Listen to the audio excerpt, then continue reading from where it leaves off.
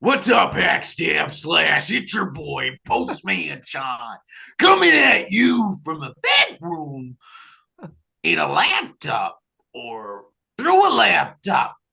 We're talking. All right. The mask with the. I'm going to kick it over to Waterboy. You can finish it up. All right, so we're talking about Behind the Mask with Leslie Vernon, and it's talking pretty much about his. Dear God. He's talking about we're gonna do a mask and we're gonna review it and we're gonna talk about it. And it's a really it's a really good movie. It's 2000 something. Leslie Vernon Behind the Mask. There's a lot of really cool horror characters in it. What? It's got Kane Hodder. Those guys, the Macho Man glasses. All right, what is up, everyone? I have no clue what kind of intro that is. That was absolutely out of line. We are doing 2006 Behind the Mask, The Rise of Leslie Vernon, directed by Scott Glossaman. I picked this one because I absolutely love this movie. But before I get into breaking this down, what do you guys think real fast? Waterboy, moving right along. I got it. It's the green stuff on my tongue. Yeah. It's sorry, dude. I'm wired. What is happening? Are you drinking during this episode? Are you guys drinking? No, I wish. All right, so I did polish off a full bang before we started this. She bang. Oh my dear. I gotta say, Diet Coke. I'm on my ADD medication, and I also just had a Rockstar when I've already had an energy drink today. So solid strategy for your heart. Very good strategy. I fucking rock hard. Oh my dear God. This is gonna be absolutely. I'm ready to bust up my fucking zipper. How am I supposed to do beat this? my dick until it falls off. Oh dear God. Jesus Christ. This is awful. How am I the serious one when I'm dressed like this? Because you got bicycles on your fucking elbows, man. Gonna beat my dick. Oh, no, stop beating everything off. Oh, stop. I can't believe I just yelled that. All right. Getting back to what we thought. I did like this movie. I thought it was amazing for like how they did this. It hands down one of the best little movies that they try to do like this. I love the slasher vibe. I love that they tried to make it look like your ordinary slasher movie, but throwing the fun with it too. Just like following them around, seeing how everything goes. Loved it. That's what you got, Sean? That was very good. Oh my God. No, that was fucking horrible. All right, dude. This movie is just, it is one big ass ball of fun. I mean, I'm not a huge fan of documentaries. I'm not a huge fan of like any kind of found footage, anything like that. Like Blair what? Blair who? I don't give a shit. What? But this movie mixes in so many good things, dude. It's got comedy, it's got horror, it's got gore, it's got plots, it's got planning, it's got tits. It's just it's a great movie, dude. And my favorite part about this is it breaks the fourth wall. Like it talks to the camera. So awesome. And you go from a documentary and like watching like a true crime documentary about a serial killer and how they do it to, oh shit, we're in a fucking horror movie. You know, I honest to God, like with everything getting a revive and a remake and a reboot and you know, a reuse and a retool, and I'm running out of rewords. Someone help me out. A lot of rewords, Yeah. I would love to see this redone with like modern stuff. Right? Or at least give us a sequel. 100%. Give us a sequel. Nowadays with the stuff they have, like give us a sequel. It's just so good. It's so good too. Oh, sorry. Like, and the fact that you work in the, like, it is a B-class movie. Like, don't get me wrong. Mm-hmm. Like, you can tell by the budget. You can tell by the filming. You can tell by not knowing any actor outside of, you know, Lip's girlfriend in the diner and, you know, grown up version of Home Alone's sister.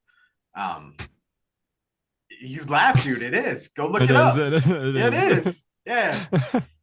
She is what the French call lazy competent. I don't even know what that means. No, all I know is how to say omelet in French. So omelet, omelette du fromage. All right, let's get right into this movie. awesome, badass opening scene. You literally see a waitress putting out trash at night into a dumpster, and she senses something like she's being watched. We get a point of view from the killer, and all of a sudden she feels it. She looks up, and we get a quick glimpse of the masked killer. And she starts walking closer to investigate, and all of a sudden the door closes, and it startles her, and she runs off. And holy shit, Sean, why are you laughing? Why? Just what? She feels like someone's watching her, so we get a POV. Is that I? She used so much porn terminology. It's so off the rails. Oh my god. Oh, but keep going. All right. Anyway, so that's my entrance. Oh dear God, my boy. So you get an awesome typical. I'm fogging up again. Oh my god, I'm sweating inside these glasses. Get an awesome tip. I'm just getting. So you get a very stereotypical slasher start, which is badass. But then all of a sudden, it cuts right to welcome to Glen Echo, Maryland. Is this town about to suffer the same fate as other towns out there, like Crystal Lake with Jackson? Crystal Lake with Jason. Shout out Jackson. Shout out Jackson. Oh my god. And it literally shows Crystal Lake, and you see Jason Voorhees. Or then it says, or on Elm Street, where if you even dream of Freddy, he could come and get you. Right away, we all of a sudden see a shot of someone putting out the trash in the front yard and going in their house, and it is Kane Hodder. We have a Kane Hodder cameo within like 2 minutes. And it's pretty badass. That's pretty badass that he's on Elm Street. He lives on Elm Street, bro. At the house. I actually forget. I usually know the address of the house. Can't think of it right now, but he actually is living at Freddy's house. Absolutely awesome. I deliver to Elm Street. Yeah, you do. That's kind of scary. And then it says, or Haddonfield with Michael Myers. What is the connection here? Our contact says this town is next. And the legend, dun, dun, dun, and the legend kicks in. 20 years ago on this abandoned farm, a boy possessed by evil was taken by an angry mob, thrown over a waterfall, and he is about to seek his revenge on the town that killed him. He knows this because he is the heir apparent to the throne of terror, Leslie Vernon. Then we get an awesome cut too. We see Taylor, who is a journalist grad, and with her two cameramen, Doug and Todd, and they're outside the house, and they're looking to meet their contact, Leslie. And they do meet him, and it's a ridiculous first impression. He literally like jump scares out of nowhere them, and he's like laughing and like giggling and so excited he freaking scares them. Fucking magic tricks. Yeah, he literally shows them right away. Bag of tricks. Right away, he brings them in there. He shows them his two turtles that are his pets, and his bookcase, and he asks them, starts talking about magic, and he says, "Oh wait, let me show you a trick. Wait, do you guys have a deck of cards on you? Go ahead, Todd. Check your left pocket." And all of a sudden, the guy's like, what are you talking about? And he checks his pocket, and he's got a deck of cards. Bam! There's a deck of cards, and Todd is so impressed. And then Leslie says, "Oh." They say, "Oh, how do you do that?" Tricks of the trade. Plenty of more where that came from. Dude, he's not even just impressed. He's like mind blown. Yeah. Like you would think, Todd was like 3 years old and someone just pulled out a coin from seriously. Like fucking Chris Angel. Yeah, Taylor literally said, like, calm down. Taylor's like, all right, let's reel it in, guys. And then you literally see Leslie getting mic'd up like it's gonna be an interview. And can we talk about Todd for like a split second real quick? I have to bring this up. Yeah, Go for it. Did anyone see what Todd was dressed like? I don't remember. I mean, I remember. I keep getting Doug and Todd mixed up. I forget. They're both. One of them kind of looks like Chris Farley.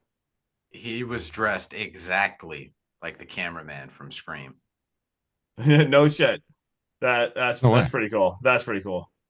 It's plenty more where that came from. I was gonna say there's plenty more where that came from. That's pretty badass. Nice find.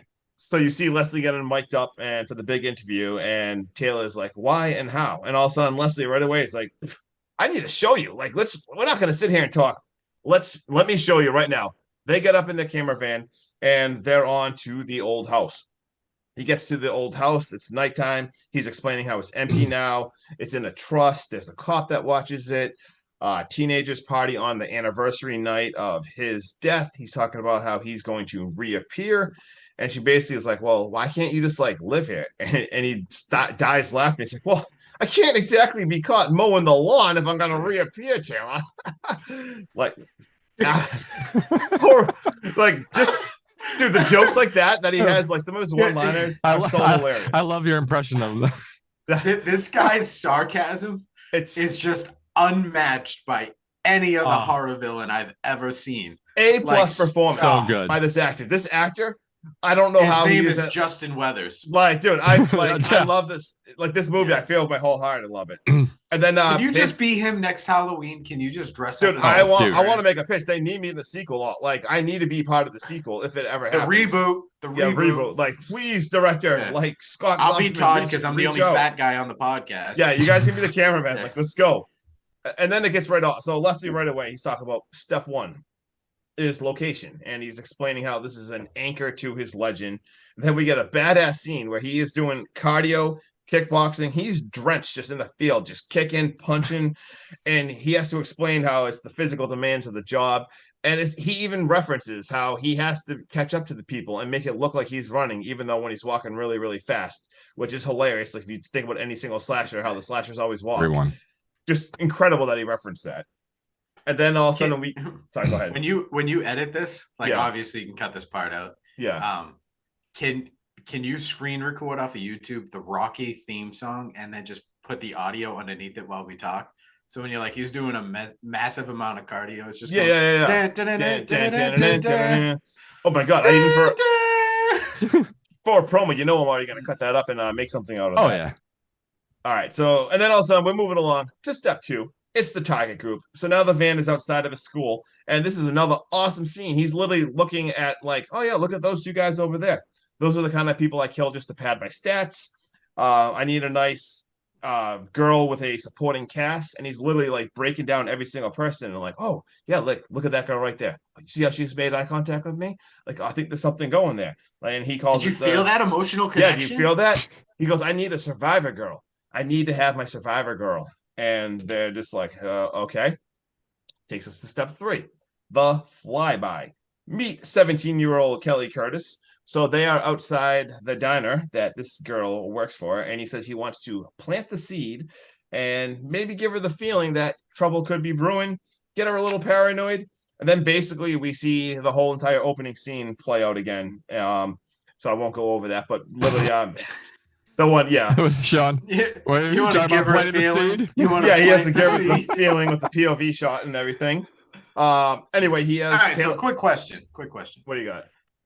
When you talk about POV, do you like it from the guy's point of view or the girl's point of view? I'm not answering that. I like horror shots from POVs from the killer. I'm going to just say that, which that's all I'm going to go for. So you're like snuff films. What is like a horror shot?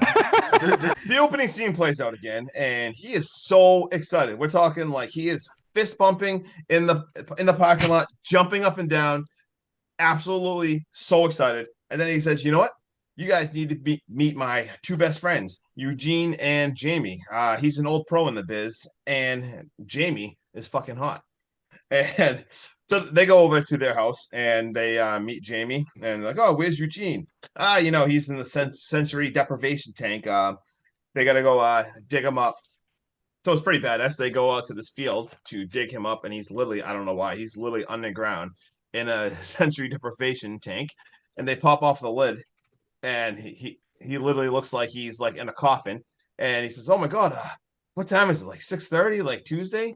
And they're like, dude, it's Thursday. Like, bro, you've been in there. Thursday. Yeah. This man is a legend. 3 days. And once again, like, oh, I told you, look at this guy. So excited that he's been in there forever. Oh, can I say that guy he's Scott Wilson from The Walking Dead, also known as Herschel. I was just gonna say he's Herschel. He's in The Walking Dead?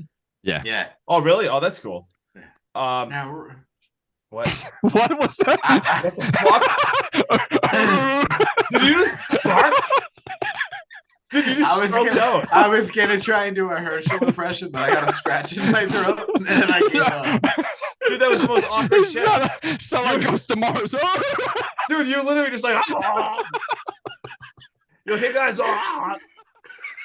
sorry, dude, there's some red mist in my room right now, and I think I got possessed by a ghost. I'm gonna go cut my face out. Oh my God! Whoa! What is that? This is man, dude.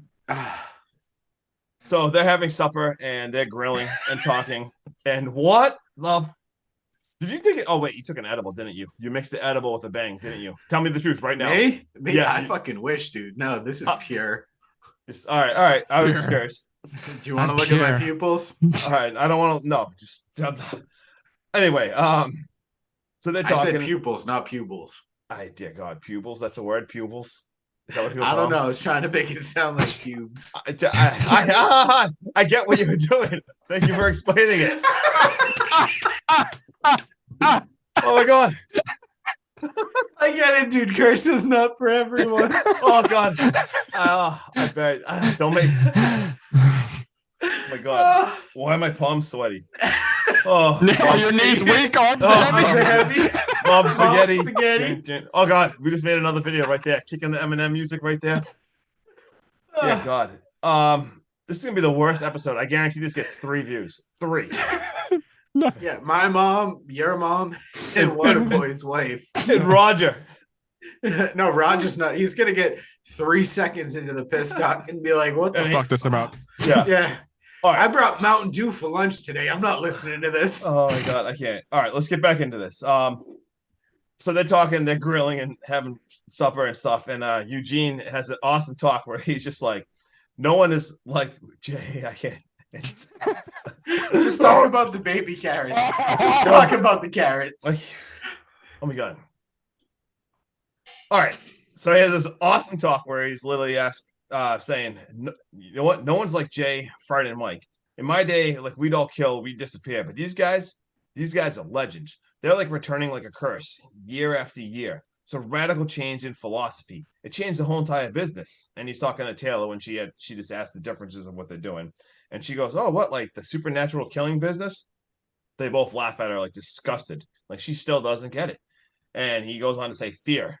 You need evil to have good versus evil, don't you? You need to have fear. Like we have to do what we're doing. Like this is like our calling."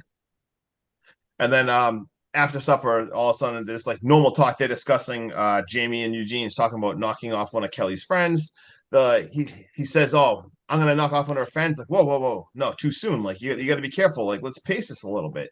Like does she have someone that's like kind of always around where she hangs out? Because oh, you know what? She's always at a library. He says, "Wait, what about the librarian? Like you want to whack off? Oh God, are you eating pancakes? What the fuck? Do you want to knock off? I just said whack off the librarian. I look up and you're eating pancakes. This is the worst.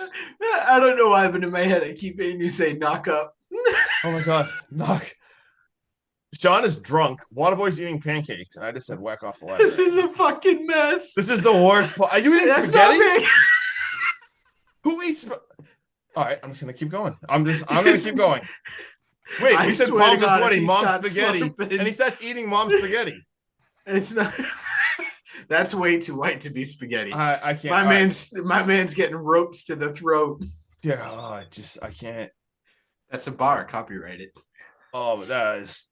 Oh, so basically they say great idea. Bye. They're on to the next scene, and then that longs.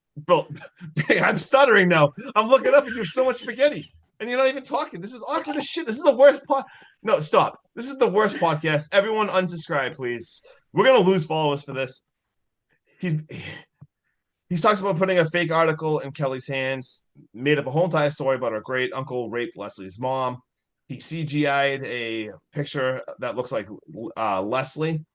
Fuck, looks like Kelly. This is so stupid. Oh my God. I'm gonna just have to cut the whole fake out.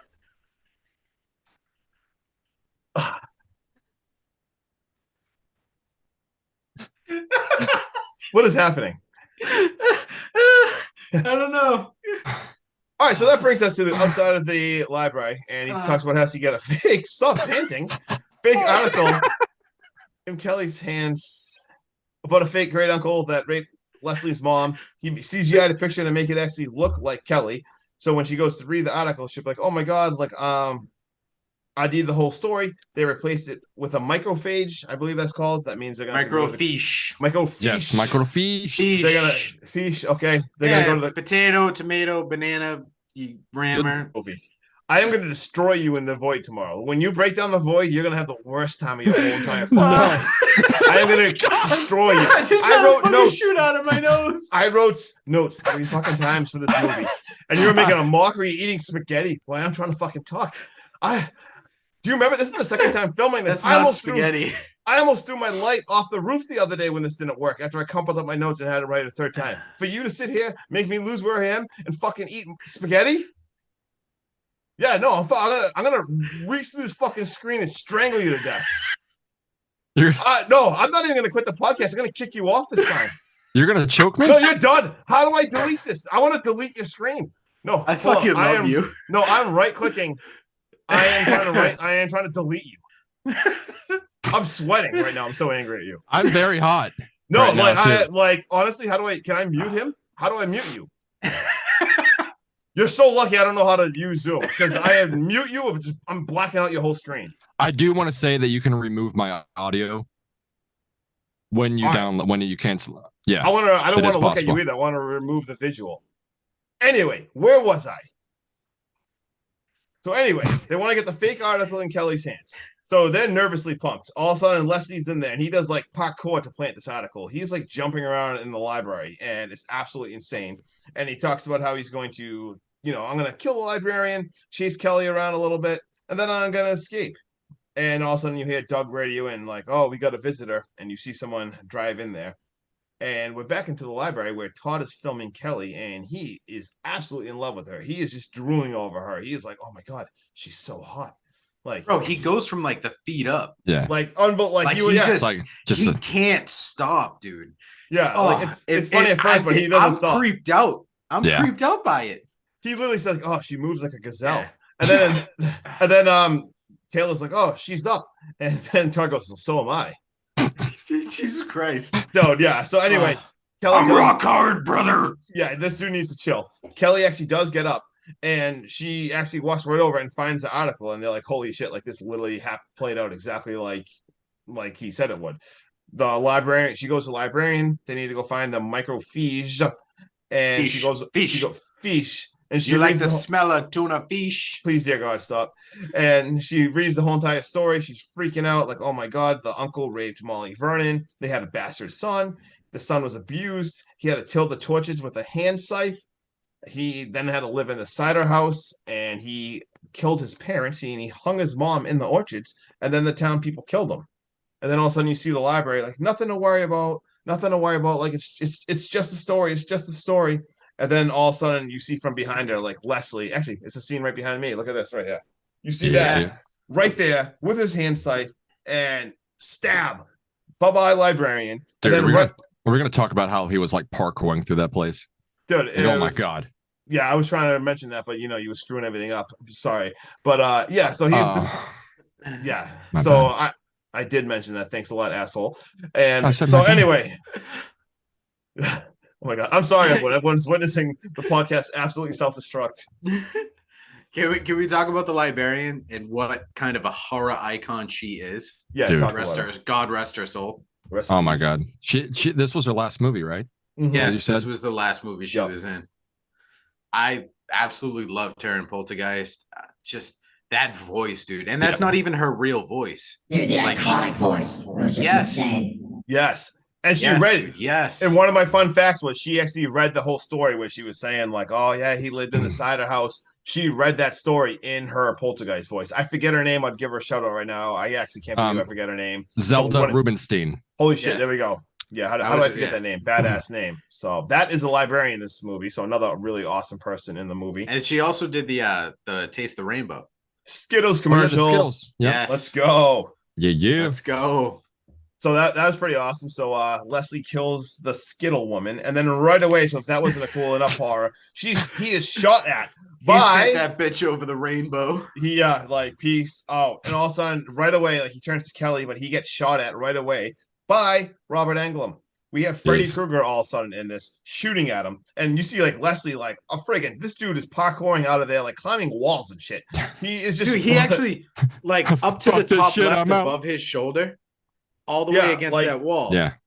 he like parkours back there in like a split second, dude, and he's like posted against the wall like he's fucking Spider-Man. Yeah, Cardio. literally. Just like shimmies out that window, and I was, and then that guy's cardio is unreal. And then I can't move that fast, dude. He's in the parking lot once again. He is. Woo! Let's go! Let's go! Oh my god! I got an Ahab. He shot at me. Did you see that? Did you see that? Like, oh my god! I gotta tell Eugene. I got an Ahab. Let's fucking go! And they're just like, what is even happening? This dude just got shot at, and he's so excited. And then we cut right to Eugene's house. And dude, he's celebrating to the point where it just now dawned on me the amount of energy he gives out while he's celebrating reminds me of, you ever see those video clips of like the mid to late 90s when Pokemon came out? And you had those kids that opened up the packages and they were like, I got the game. And they like lose their fucking minds. I was one of those kids. I was gonna say, I don't know anything about Pokemons. But besides, oh my god, remember I called you Jigglypuff? And that went over so bad. Yeah, it's fine, dude. I mean, I still have the fucking the stuffed animal. It's still up there. I saw it at Casey the other day. I'm like, oh my god, that is so awesome. Yeah, no, that's staying there till I retire. But so now they're at Eugene's house, and like Sean said, the party's pretty much spilled over there. He's still so excited that he got shot at, and they basically like jumping up and down. And Taylor's with them. Everyone's at Eugene's house, and she's like, "What is going on?" Like, and they're like, "He has an Ahab. He has an Ahab." And she's like, "I don't know what an Ahab is." And they basically say like an Ahab represents all that is good in life. Like he will protect people against evil, and he will never stop hunting me down, trying to kill me. This is so exciting. Let's go. And then they're like, his name is Doc Halloran, and he is a psychiatrist that watched Leslie when he was young, and he always would predict that he came back. And that's what happens when you have The Shining. Yeah, you see things in the future. Exactly. He did treat him for mental illness up at the Overlook Hotel in Colorado. Yep, there we go. Yeah, right? No, wait, Nevada. No, Nevada. Yeah. Anyway, so basically they're all so excited. Like, congratulations, Leslie. They're so excited. They say bye to them after their whole entire party celebrating that. And the next scene, you see Todd and Taylor go in there to meet Kelly into the diner now. So we're at the next day. And you see Kelly nervous as heck. She's over there getting ready to coffee, and she's just like looking over her shoulder. She's all freaked out. And all of a sudden we see Doc Halloran is there too. He comes right over and starts grilling him. Like, why? Like, what are you doing? Why are you following her? Like, where is he? Like, is he saying he's Leslie Vernon? He's saying he's Leslie Vernon, isn't he? You know what? You know who he really is? He's Leslie Mancuso from Reno, Nevada. You have no idea who you were dealing with. And then Kelly comes back over. They freak out, and then they run outside in the parking lot. And you see a different. Sorry, go ahead. What are you saying, Sunshine? I was just gonna say, you know how we talked. I mean, granted, like this is the second recording. But you know how we talked in the first one, the more and more you watch this movie, the more and more you find stuff out. Yeah. I didn't notice this until I rewatched it recently. Do you know why they get bagged in that diner? When he turns on the camera, he gives off the red light. Oh, no shit. Yeah. He spots the red light and bags him. Yep. Yeah, because he comes over and says, like, why are you recording? Yeah, no, that makes sense there. Because he sees him, he even says something about him recording. And then they run out, and we see a different side of Leslie. Leslie is fucking pissed. He warns them, like, right now, like, do not ruin this for me. I told you that was a terrible idea. I mean, he literally grabs, like, Taylor and, like, pushes her head against, like, the van and, like, screaming, like, he's like, I will explain absolutely everything. But this is, like... You're seeing his true colors, dude. You're seeing behind the mask. Yeah, he's completely serious. And it was, he was very... It was scary.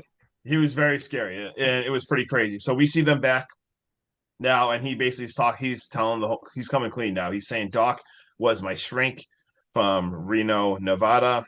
I put a restraining order against him, so if he even tries to turn me in, he'll get in trouble. So I kind of like set him up there.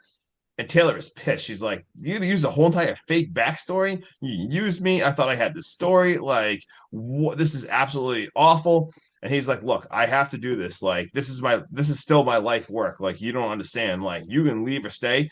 This is playing it out no matter what, like with or without you. Like, I'm doing this. And the three of them have to decide what to do. You see them drive in, and they decide to stick it out. So all of a sudden they drive the next day to want to see inside the house. So they pull up.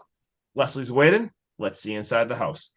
This next 10 minutes is so badass. It's so great. Like, so these series of scenes they play out with him being interviewed by Taylor, who he's so friends now. He's just calling her Tay. So him and Tay being interviewed, and then it also cuts to walkthrough of his prep, and then it shows. Then you actually see the characters going through the motion of what's going to happen as we hear him voicing over, and he starts right away. Rule 1: no one gets away. Can't have them get away because that is embarrassing. They're literally going to start in the bedroom. They're going to have sex. I'm going to kill them. Then I'm going to stage the body sleeping. He explains how they can't find them too early. That will set off the panic or whatever. He doesn't want to do that. Throughout the next scenes, we see he's got the whole entire main fuse box completely rigged up.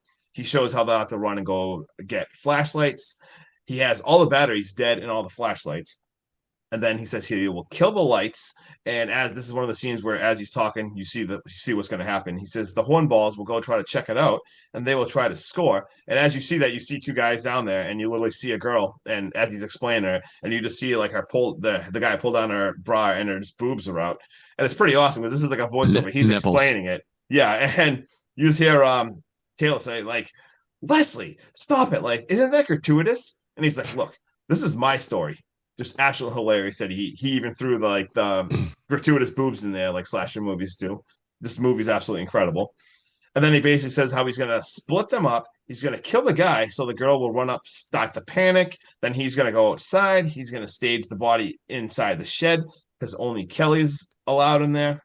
And then you cut back to the scene, like you see Taylor now, and she's like, "Oh my God, that's sadistic, but also genius."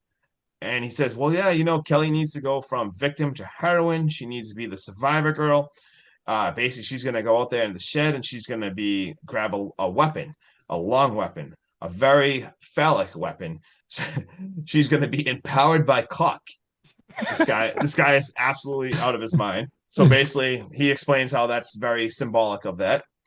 And we see the weapons are all rigged and manipulated. Every single one, he's cut off like handles. So basically, if she tries to kill him with an axe, as long as she doesn't get lucky on the first swing and kill him, it will fall apart. He goes on to explain how there's 11 exits. All right, I can't do this anymore, dude. Those boobs were perfect. Is that why you froze? Oh my God! I was like, "What are you doing?" That's literally, he was thinking about those the whole time. This guy is. I was trying so hard not to mention titties, but I was so nice, dude. I was so proud of you. They were. I honestly I'm sorry. Dude, I was so proud of him. Oh my God! I was trying to grow up for a minute. I did. I thought you matured. I was waiting. So I was staring at Sean the whole time, waiting for him to break. Dude, I almost awkwardly was like, "Why did Sean get so quiet?" I saw him. I'm like, I thought he was like angry about something. And no, dude, I was trying very hard not to mention the titties, but the titties were perfect, dude. They were like that really nice. Oh my God! Here he goes again. Yeah, no, we'll just say it's nice. Like you said the last time, we like them all on the show. Like, just can I borrow your tissues for a minute? You see, oh dear God. Anyway, I'm gonna cut that out so no one sees what happened earlier with the tissues. And dear God, now I'm thrown off again. And I'm done. You were literally turning purple. No, honestly, you were turning purple. Because usually the blood had to go somewhere. Usually when there's the gratuitous boobs, you yell boobies like a 5-year-old. Like I was so proud of you. I was trying not to. I'm sorry. The world's first blue balls on a podcast. Oh, wait. I you know what it is you started talking about a phallic weapon. Oh man, yeah, I need. I had to get the boobies off my chest. I'm off chest. Huh, funny. That was good. That was actually good. That was good. Anyway, so he's literally got the windows nailed down. He's cut all the big branches off. He's pre-cut the small one, so if anyone even goes on them, snap. And it's pretty badass too, because she like, don't people just jump out the windows and smash something through the windows? And he's like, you know what? You'd think you would think so, but usually when they do, it's always the second floor, and a lot of times they just end up on the roof or just fall right off. And then they're totally fucked anyways. Yeah, and it's just awesome because just picture it in your head like all these other slashes where you're like, holy shit, like someone is always throwing a chair through the thing, and they're always up high and awful fall, or always on the roof. And anyway, so then now the kids will go upstairs, and now they'll find the bodies in the bed. They'll run outside, and you see Leslie. He'll be able to kill one of them in the car. And then it's awesome. He kicks it over to Taylor. He says, "Hey, Tay, you want to guess what's going to go next?" She goes, "Oh yeah, they're gonna run to the barn. They're gonna climb up the stairs, but you're already gonna be there, and you're already gonna get them." And then he goes, "Are you forgetting something?" "Oh yes, Doc Ahab. You're right, Doc Halloran." And then Leslie once again so excited. Oh my God, yeah, he'd figure it all out right now. So he'd be there. So I could have like big awesome showdown, like good versus evil, and then get on with it. And Kelly would enter the orchards, and she'd fulfill her survivor girl. And then she'd go through the orchards and end up in the cider house to the crown jewel the apple presser. And he says, you know what's going to happen here? It's like this is going to hurt somebody. And then all of a sudden, we are getting closer to the night of it, and they are back at Eugene and Jamie's house. Sorry, you guys remember?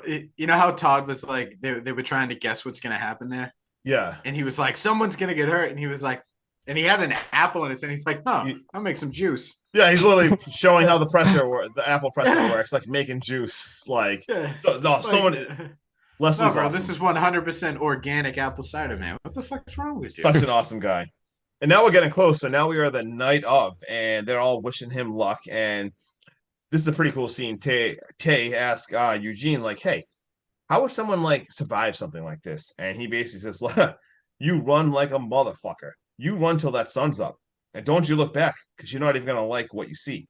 And you find someone that you can outrun, and you outrun them. And also, don't hide.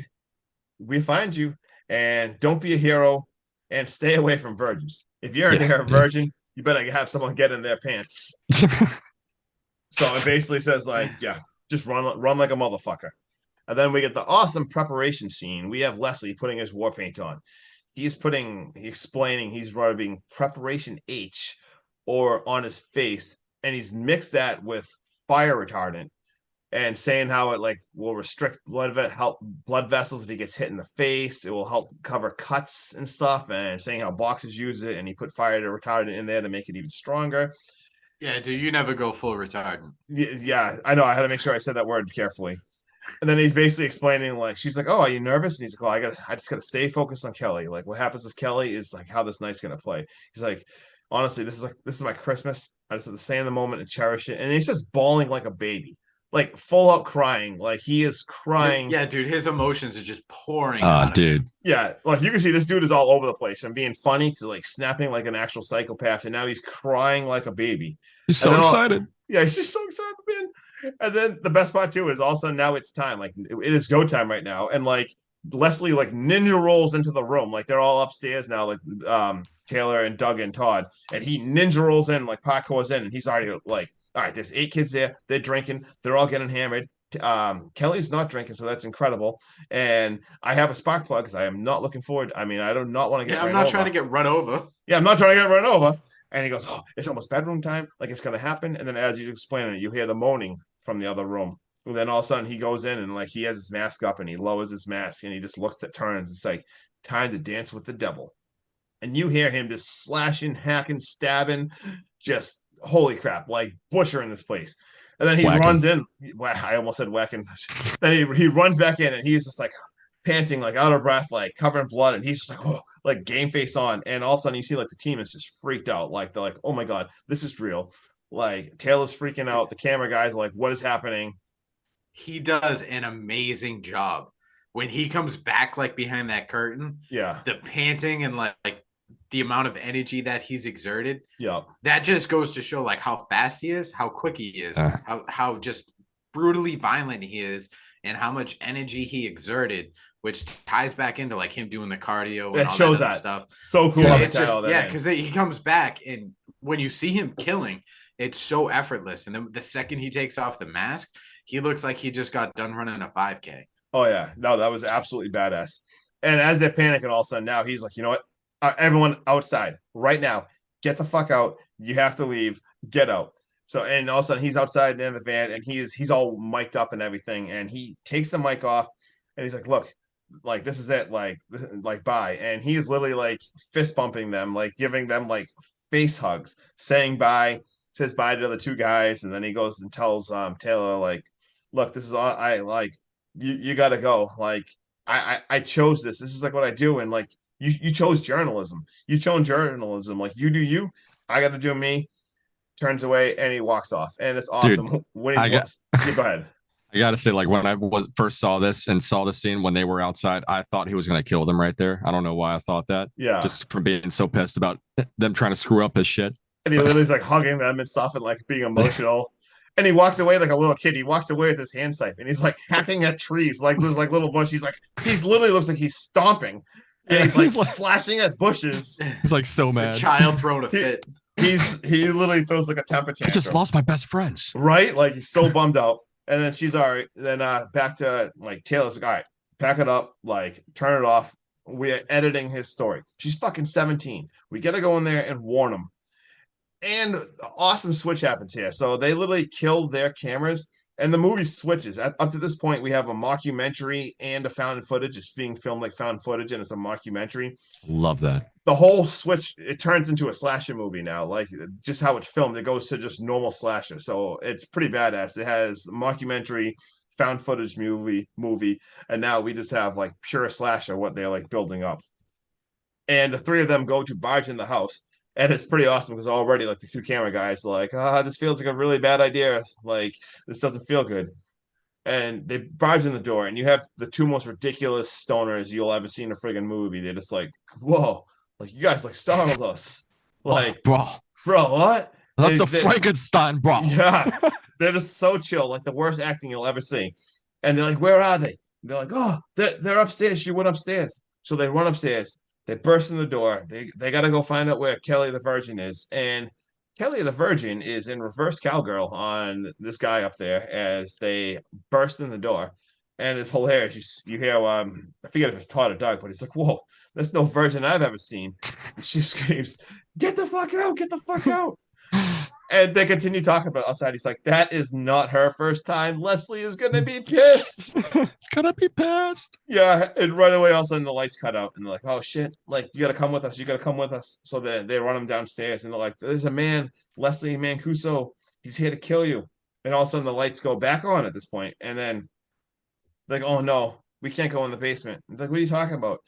Like, it's too late. And then all of a sudden the girl runs out and starts to panic. And she goes, oh, that means the guy's already dead. So all the scenes that he talked about earlier are literally playing out like exactly what he's talking about. And then Taylor's talking to Kelly, like, look, remember like outside the coffee shop? Like you saw him. Remember like that night at the library? Like that was him. Just look at him. And absolutely incredible. As she yells, just look at him. He's posted up at their window, like posing outside the window. It's like, just incredible. He is right fucking there. And Leslie is, so he's posing out there. So Kelly faints instantly. She literally faints. And it's pretty awesome. I don't know if you noticed, like after she faints, they cut back to Leslie for like 2 seconds. He's at the window with a scythe. He's like scratching at the window, just like looking in as she already faints. And like, oh, like we gotta mess up his plan. We gotta mess up this plan. Like, we gotta show them like this is real. Like, let's run upstairs and just show the bodies. So they run upstairs really fast to show the bodies early and get them even more panicking. They run upstairs. The bodies are not there. The bodies are gone. So some of the kids are like, oh my God, we're being pranked. Of course, they go to their cell phones. There's no cell phone service. And they're like, the team's like, oh my God, like Leslie is changing the plans to account for us. Like, oh no, like where do the two stoners go? They're going to the shed. Like, we got to stop them. We got to stop them. So all of a sudden they're running out there and we cut to the stoners and you basically see him, one of them saying like, oh, cover me, bro. I'm going in. And you hear, cover me, bro. Yeah. And he's like, cover you with what? Dude, is that a lion? Yeah. I'll be right back. Yeah, I'll be right back. And he goes in and the stoner sees a scarecrow, which is literally Leslie right there. And he's like, oh my God, dude, look at the scarecrow. Like, I got to get the scarecrow. And Leslie just doesn't waste any time. He freaking sipes him right there, kills him. And then the second stoner opens the shed and the body falls right out at him. And then all of a sudden you see Doug, Taylor, and Todd arrive just in time to see the most insane kill of the whole entire movie. Leslie has a fucking post hole digger. And you see him go up right through the chest of the other stoner, move the thing, and he rips out the dude's heart, pulls the heart out, and he puts it in the guy's hand. The guy's just sitting there dying with his heart in his hand. And then you see Todd is just like, and weird. I just think of Indiana Jones. Same. The heart's, oh my God. And then Todd is just hilarious. All of a sudden you see Todd like, we are so fucked. And then all of a sudden they run back and the tires are slashed. And Todd is just like, oh my God, like he's really good. Like in like a bad way, but like so good. And then Doug says, like Todd almost seems like a fanboy. Dude, it's hilarious. Like Doug and Todd are hilarious. And then literally Doug's like, yeah, but what kind of final girl passes out so fast? And then Todd's like, what kind of survivor girl bounces on a nerdy guy's Johnson like a pogo stick? Like these two guys. Like, oh my God. They run up to the van now. the bodies were that were upstairs are actually staged right there. The bodies fall out. They're like, oh my God, let's run back in the house anyway, because he said he doesn't want to be in the house too long. We got to protect Kelly. She's a survivor girl. And if Leslie actually finds out, like, you're not a virgin, it's going to be so much worse for all of us. And Kelly is they're on the second floor, of course, when they're talking about this. And out of nowhere, all of a sudden, you see Kelly just like smash a window, and she jumps out, and you hear the tree limb just snap, crash. Dude, they try to tell her not to. They're like, Yeah, don't they're go like- out there. Don't go out there. It's gonna Yeah, like, break. It's gonna break. don't go He out there, pre-cut don't- everything. Yeah, don't go out there. Don't go out there. And all of a sudden, and right before that, as they say all like they're arguing about her not being a virgin. Like she's like, well, excuse me if I'm sexually active. And they're basically yelling at her and calling her whore and everything. And then she runs, jumps out the window, hits the tree thing, snaps. She falls to her death right on the ground. And they're like, oh, cat's out of the bag now. And of course, Leslie's right there. And they're like, oh no, the teenagers start running to the barn. They're running to the barn just like he wants. So now they go outside, and Todd's like, you know what? Fuck this. We're in the equation now. I'm out. And Todd just starts running. He's like, Leslie, rule number 1, no one gets away. Well, I'm doing it. Go ahead, chase the doughboy into the orchard. I go. And Todd is running, mocking Leslie. Not a good idea. And it's like a mucky stuff. All of a sudden, he starts like gets tripped in the muck, and he falls. And Leslie is right there, like literally right there on top of him. And he's like, look at me, it's Todd. It's Todd, man. Like, hey, man, like we're cool. Like it's Todd. It's all cool. And you see Leslie, he takes off his mask and he's like looking at him, and he just reaches down and snaps his neck. Doesn't even say a word. Doesn't even say a word. Like, He's just in killer mode. whoa, did you just literally? Yeah, dude. Yeah, I mean, See those the noises, screams, man. bro. Woo! Was that one of your kids? Or was that like a sound effect? Pretty No, sure that that was was- Waterboy's daughter. That was definitely my daughter. Yep. Oh my God, I actually thought you had like a button. I'm like, oh my God, I didn't realize we had that capability here. Yeah, the Waterboy actually lives on the second floor of his house, and that was the sound of her going through a window. Going through a window, yeah, you might- going you might- all the way down. You might want to go check on her. It's she'll be okay. Yeah, can we edit that? Can we edit that back like 2 minutes earlier so she screams right there in the window scene? And anyway, so then all of a sudden, so now yeah, they're in the barn and they climb the ladder. Teenagers, they're all climbing up there. They say like, how teenagers talking to Taylor and the cameraman, like, how long you guys been following us? And she's like, it doesn't matter. It doesn't even matter. Like, he knew. And Taylor's like talking out loud. She's freaking out now. She's like, wait, like, oh my God, like he found me. He reached out. It's brilliant. It's brilliant. And then the other teenage girl there, she's like, oh my God, it's her. You're the virgin. She's the virgin. Yes. Like, the holy crap. And then so now, like, so it's just all of a sudden you see like a shadow walking into the barn, and someone walks in the barn, and she's with Doug now, and Doug hits this dude in the shovel right when he walks in. It was Doc Halloran, unfortunately, going there. And all of a sudden we see the teenage girl. Her name was Lauren. She goes up the ladder, and Leslie is right up there, like it played out early. He slashes her up. Her boyfriend, it was right behind her. He grabs a noose, wraps it around his neck, and tosses him off the second thing. So he is literally hanging to death, swinging around and Dude, dying. like violently too. Like it's Yeah. not even like it's not quick and No, precise. he It's got- like he's- he just does it, and he's taking out his anger on him. He is absolutely pissed now that all this stuff happened. And then in the next couple of minutes, you see them running in the stoner's body. You see the stoner's body. Some of the escape ways have booby traps, and they end up knocking Leslie down. And he basically, in the background, is pretty awesome. He's like knocked down after all the fighting and everything. And you see him sit up. I don't know if you noticed. He like sits up just like Michael Myers does. I was just Yeah, gonna say he does dude. the Michael Myers Like sit up. literally does like the Perfect. sit up Like, and just like the- turns his head. And he goes right for Taylor. And Doc Halloran comes to, and he saves Taylor right there.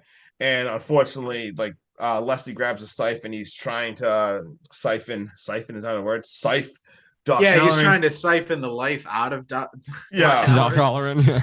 Yeah, so anyway, he stabs Doc Halloran, and then he grabs Doug's face and just smashes them against the wood. So Doug gets knocked out completely.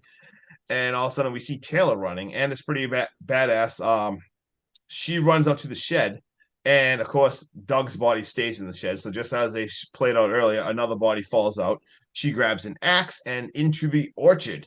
And the whole Do you scene, notice she goes to the back to grab Yes. Yep. Mhm. She goes to the back because they talked about how all the weapons were manipulated and everything.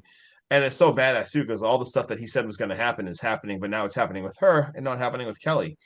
And so now she's running through this, and it is awesome. It's pretty cool shot because it's really foggy, and they're running through apple orchards. It looks really cool. Typical slasher stuff. Like Creepy as shit. Yeah, she sees him, and then all of a sudden she's like turning into the final girl. She's like, you know what? Come get some. And she's getting like a sweatshirt. So she takes her sweatshirt off, just has like a tank top on. She's like, well, come get some. We get a badass chase scene. She hits him with the axe, and all of a sudden he falls. She goes to look to swing it at him again, and he is gone. Because like I said, this dude's cardio, and he is just worked out and ready for this shit. She runs into the cider house, and he goes in there, and she takes the rope, and I don't know, it's got like a buckle on it or something. I don't even know what you want to call that, like the hook. She basically chucks like the ropes thing on it, hits him. Yeah. Leslie falls on the ground. Wrestling pursues, and she's hitting him. He's obviously, like I said, you see him training stuff. He's way stronger. He flips her over, and he is choking the crap out of her, and she looks like she's about to die. She ends up grabbing the scythe, and she ends up jabbing him with the scythe and flips him over and puts his head into the apple presser. And she starts turning it, and you see him, he's like panicking. His head's being friggin' squished. And she is turning this thing, and you can hear his like skull almost the sounds ready to crush. And you hear him mutter something, and you hear him literally say, "He's like, I knew you were the one." And as he says, like, "I knew you were the one," she grabs some gasoline in there. She is soaking this whole entire place with gasoline, lights it up, completely torches the place, runs outside, and then we do see Doc Haller and Todd are actually okay, and the three of them are just standing there watching it burn. And Doc says, he's just a man. It's okay. He's just a man. Boom. End credits. He's right a there. smart man. And hey, dude, and you forget he had the fire retardant stuff on, so you know. Right? And oh my god, dude. Dude, even this end credits, like the song, like they're playing Talking Head Psycho Killer, and it's just like the best end credits ever. Oh my god. If that's not so the good. best Dude. horror movie music, The best I don't ever. know what is. How they ended Psycho to a killer movie. And, well, Masquerade. dude, and it plays so good, and it's badass too because you have like you still have a scene going on. All of a sudden, it's like the credits are rolling, but you see a morgue, and you see the mortician. Dude, oh my god, yes. Yeah. The mortician's getting stuff ready, and the mortician once again is Cade Hodder. Cade Hodder's second cameo in the movie. You can't really tell, but it is Cade Hodder, and you see him push in Leslie's body, and then he's going to get it ready. And they pull down like the robe, and you see this dude is charred, like he is like burnt up. But then all of a sudden, it's like right before it ends, you see him once again sit up like Michael Myers and turn his head to the mortician, and then boom, movie over, game over. I don't know if this is a fact, but that whole ending scene with the mortician, does that or does that not remind you when they bring in the charred Jason Voorhees and homie's eating a fucking sandwich and like puts it on him and he's like, oh, another one? Oh, dude, I love how they paid homage to like all the slashers, man. Dude, so much. It's unreal. And the more and more you watch this, the more and more you find stuff out. Yeah, it gets like you can every time you watch it, if you look through it from like a different point of view, it's like a whole new movie. It's so much fun. That's actually the reason I picked it. I heard about this movie for years and I put it off for watching forever. And I watched this probably, I don't know, 3-4 years ago. And I was blown away. I was like, holy shit, this is incredible. That's why I picked this again. And honestly, I liked it even more. Sometimes you watch a movie a second time and you're like, it's not quite it. Maybe I was just in a good mood that day when I watched it. Yeah. But when I saw this, I liked it even more. And I don't know. What do you guys rate it? What do you rate it, Sean? Me, on a scale of 1 to 10, I'm going to go ahead and I'm going to give it 7.5 scythes to the neck. There you go. How many scythes to the neck, Waterboy? I was gonna give it a perfect 7. I loved everything that this movie did, honestly, and for the budget and everything, amazing. Awesome. And I give it 8.1, probably a little higher than just because I'm absolutely obsessed with those kind of slashers like this. So just loved it so much. You guys got any fun facts or anything you guys want to talk about? Waterboy? I do not have any fun facts, unfortunately. I do not either, but I do have a lot of stuff that I'd like to talk about about the movie. So Justin, if you got some fun facts. Yeah, well, all right, fire yeah. away, So babe. I'll say my shit. I also love the tagline in this movie. I don't know if you guys saw what the tagline was. It was Jason, Freddy, Michael. We all need someone to look up to. Awesome, badass. And at the end of the credits, I don't know if you guys saw it. It says only one animal was killed during production. So that was kind of hilarious. Just a play on even the credits are funny. Like I could not believe I actually saw that. I'm like, oh my god, that is hilarious. And my tie-in to Halloween, there's actually probably like It's everywhere. It's everywhere. It's the whole movie, what I meant to say is my including the favorite. scarecrow with Yeah. So what I meant to say is my favorite tie-in. I don't know if you guys noticed in the very beginning of the movie when we first meet Taylor and she's the journalist. She's standing underneath the pub. Oh my god. It says the Red Rabbit Pub. And I was like, holy shit, like that's like the matchbook. Red Rabbit. On Dr. Loomis. Like that was my favorite one. Yep. Obviously, they literally mentioned Michael Myers in this movie, so I didn't have to look far. But that was my favorite one. And then when I was actually digging to try to look up to see anything extra, they even said the girl Kelly, her name was Kelly Curtis, to named after. They wanted to put Jamie Lee Curtis's name in it, and there was Eugene and Jamie. So they said they named Jamie. They wanted to play both on Jamie Lee Curtis by giving him that because the guy loved her so much. And I don't know if Waterboy noticed when they were first at Eugene's house on the table when they were making the food, there was the Hellraiser puzzle box just sitting on the fucking table. I did like not just notice that. like actual, just like right there in plain sight, which was there's so many Easter eggs. And then another one of my favorite ones. I gotta watch it again. And then Doc Halloran is made to be like Dr. Loomis, but he was named. They did two things with this. They made him the Dr. Loomis character, and they named him after people from The Shining. So that was actually really badass. And even Leslie Mancuso, they used the name Mancuso because the producer, one of the famous producers for like a ton of the Friday the 13th movies. I actually forget his first name. Is it Mancusi. Don or something? Yeah, it was something. Don Mancuso. I forget it, but that was his last name. And then my favorite one is when he showed his pet turtles. He said, "Oh, these are my pet turtles, Church and Zoe. Those are the resurrected pets in Cemetery." Yeah. From Pet Cemetery 1, the cat's name was Church. And part 2 was Zoe the dog. And it was awesome. Dude, they explained like the director and like the people who made this were just like actual horror fans. So many tie-ins. So that's there's got to be a list of like shit that people find that aren't mentioned on like Wikipedia or IMDb or something, because now that you're talking about it and you're tying in all these homages and all this other shit, one horror movie pops into mind about the waitress and the opening scene. Okay. Her outfit. Tell me that is not the same outfit from the mother and daughter waitress from Jason Goes to Hell. Shit, I don't remember that. 100%. I don't remember that. I've seen the movie. I just can't picture that exact thing. I obviously have seen Jason Goes to Hell. For some reason, dude, it's sticking in my head. Like, I don't know if it's true or not. Like, take it for what it is, but like, just small stuff like that. No, there's so much shit like that. Yeah, dude. But like, when we talk about the more and more you watch this, you can see like different perspectives. Now, I'm pretty sure Leslie had a plan A, a plan B, a plan C, and a plan fucking D through F. Like, just a million different outcomes. Same. I think that too. So 100%. overly prepared. Because as you watch this movie, dude, like, he obviously doesn't have a virgin. He's showcasing all this shit to the camera crew. He knows this camera crew is going to be like his focal point. He knows this is his final girl. Right. If they decide to stick it out with him, then he's got no choice but to do what he did, which is like turn on him, like take them out, make them part of the film. If they so choose to leave or like bail out before any of this happens, I think that's when he enacts a plan against the original, like the stoners and all that stuff. Yeah. And the more and more you watch the movie, the more and more you see this shit happening is like the spark plugs.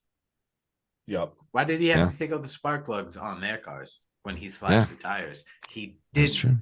He took the spark plugs out on the van. On the van. That's why the van cranked and wouldn't start. And they even mentioned this, like your point. That's why I thought of that too, because it's even badass. Like the characters say it, like when they run upstairs, like they're like, all right, we got to show them the bodies. And all of a sudden the bodies aren't there. Like he literally calls audibles. And they even said it. They said, oh my God, he's changing the plan now to encounter there's more people in the house. I love that. there's 3 more of us. Like now us 3 are in the equation. Like he's already changed it, and it was so badass. Like he moved the bodies to different places, and even like they said, he prepared for the fire stuff. Like, dude, he covered himself in fire retardant clothes, dude. Right? The face stuff, all that. And then when his head goes into the apple orchard grinder thing and she's crunching it, that's not a skull we're hearing, dude. It's the mask. The mask. Because if you noticed, until she's pretty much done turning it, then he takes off the mask, and she only gives it one more turn. Yeah. She doesn't finish the job. Yep.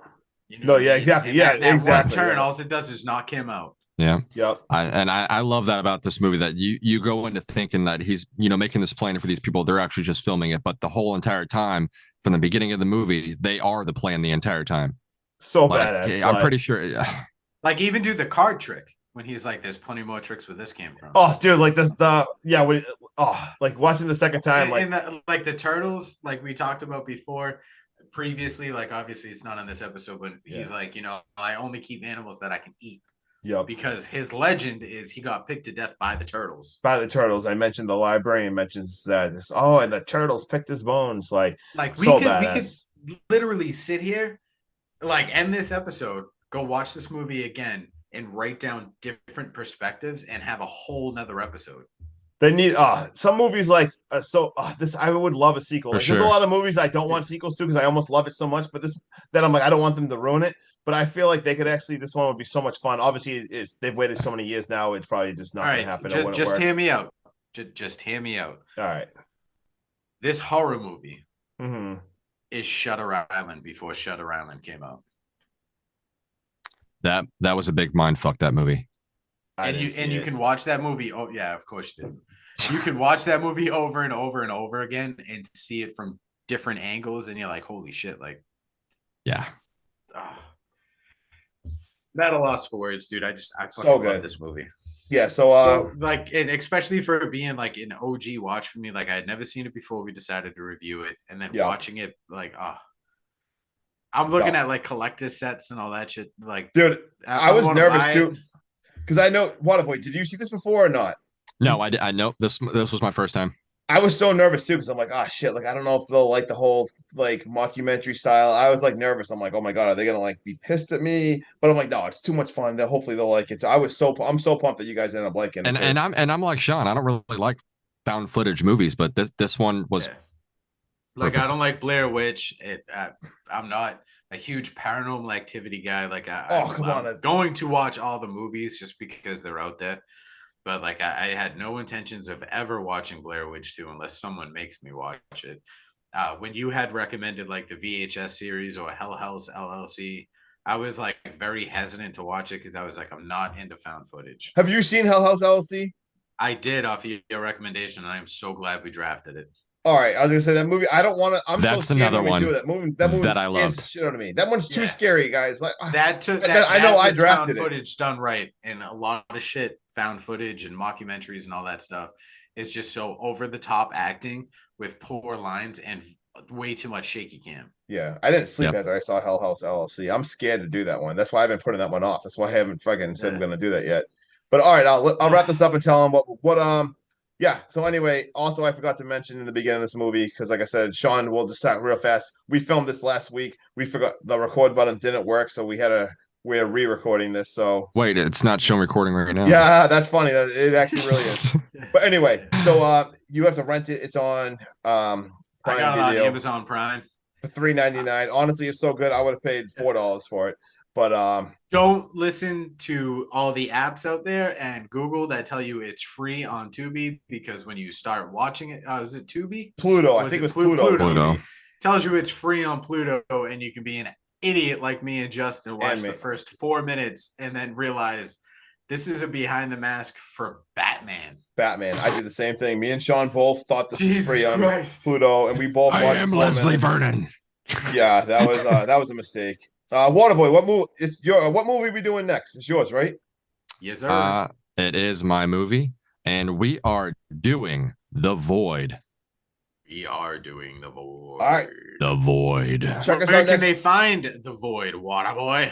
Well, we should tell them in the beginning of the next episode, right? Because at this point, we probably lost that too. We probably lost all our followers at this point. After this episode, no one ever watching this again. Well, I mean, I've got it right here if you guys want to hear it real quick. Well, I mean, now it's awkward. You might as well say it. All right. If you want to watch The Void in preparation for next week, you can watch it free on Tubi, Redbox, Crackle, Plex, and a bunch of other shit you can rent it on. Cool. All right. Thank you. Thank you. Peace out. Peace out, Cub Scouts. I'm Hacky. That's Stabby. That's Wacky. I'm just Justin. Just Justin. It's wacky. All right. How do I stop? Whack. And